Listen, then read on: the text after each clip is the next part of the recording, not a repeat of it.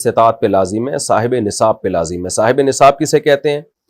5 چیزیں: سونا، چاندی، مال تجارت۔ مال تجارت کہتے ہیں ہر وہ سامان جو آپ نے بیچنے کی نیت سے خریدا ہو اور اب تک بیچنے ہی کی نیت ہو۔ اور چوتھی چیز ہے یعنی سونا، چاندی، کیش، مال تجارت، اور 5ویں چیز ہے ضرورت سے زائد سامان۔ ضرورت سے زائد سامان اسے کہتے ہیں جو پورے سال استعمال میں نہ ہو، جیسے کوئی پلاٹ پڑا ہوا ہے آپ کے پاس، نہ کرائے پر ہے نہ آپ اس میں رہ رہے ہیں، تو یہ بھی ضرورت سے زائد ہے۔ کوئی گھر آپ نے بنایا ہوا ہے، نہ کرائے پہ دیا ہوا ہے نہ اس میں آپ رہتے ہیں، تو یہ بھی ضرورت سے زائد ہے۔ کوئی گاڑی آپ کے پاس ہے، پورے سال استعمال ہی نہیں ہوتی وہ بھی ضرورت سے زائد ہے۔ ڈنر سیٹ گھر میں پڑے ہوئے ہیں، شوکیس میں سجا کے رکھے ہیں، پورے سال استعمال ہی نہیں ہوئے، تو وہ بھی ضرورت سے زائد ہے۔ تو ضرورت سے زائد سامان یا سونا یا چاندی یا کیش اماؤنٹ یا تجارتی مال اگر آپ کے پاس 52.5 تولہ چاندی کے برابر ہے، آج کی تاریخ میں 52.5 تولہ چاندی کی جو بھی قیمت ہے وہ آپ سرچ کر لیں، بلکہ بقرعید کے دن جو بھی 52.5 تولہ چاندی کی قیمت ہوگی وہ آپ سرچ کر لیے گا۔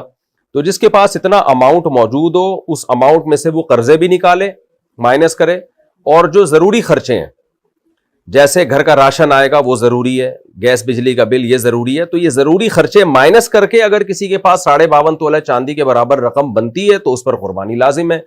اور جس کے پاس یہ ضروری خرچے مائنس کر کے بھی 52.5 تولہ چاندی کے برابر رقم نہیں بن رہی ہے تو پھر اس پر قربانی لازم نہیں ہے۔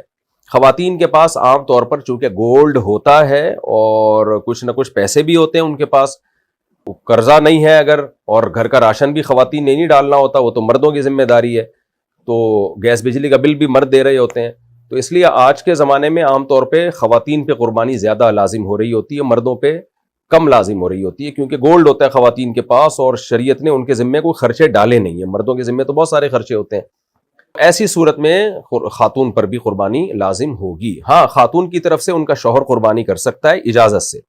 شوہر نے اگر اپنی بیوی کی طرف سے قربانی کر دی، قربانی کرنے کے بعد بتایا کہ میں نے تمہاری طرف سے قربانی کر دی ہے، تو قربانی ادا نہیں ہوگی۔ پہلے وہ بتائے گا کہ میں آپ کی طرف سے قربانی کر رہا ہوں، وہ اجازت دے دے تو ٹھیک ہے۔ اجازت دینے کے لیے بس خاموش رہنا بھی کافی ہے، زبان سے کہہ دینا بھی کافی ہے، خاموش رہنا بھی کافی ہے۔ شوہر بیگم کو فون کر دے، بیگم تمہاری طرف سے میں قربانی کر رہا ہوں، تو اطلاع دے دے گا تو یہ اطلاع بھی کافی ہے۔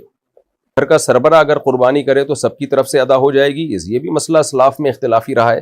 بعض اسلاف اس کے قائل ہیں کہ گھر کا سربراہ اگر کرتا ہے تو سب کی طرف سے قربانی ادا ہو جاتی ہے، لیکن اس بارے میں بھی اس حدیث کی بیس پر ہمارا موقف یہی ہے کہ جو بھی صاحب استطاعت ہے اس پر قربانی لازم ہوگی، اور دلیل یہی ہے من وجد السعة لأن يضحي فلم يضحي فلا يقربن مصلانا، جس کے پاس بھی گنجائش تھی قربانی کرنے کی اس نے قربانی نہیں کی، وہ ہماری عیدگاہ کے قریب نہ آئے۔ بہرحال اختلافی مسئلہ ہے، اس میں شدت جائز نہیں، کسی فریق پہ زیادہ ملامت یا طنز اور جو آج کل یوٹیوب پہ مناظرے بازی کے چیلنج ہوتے ہیں یہ ٹھیک نہیں ہے۔ تو احتیاط بہرحال اسی میں ہے کہ جو بھی صاحب استطاعت ہے وہ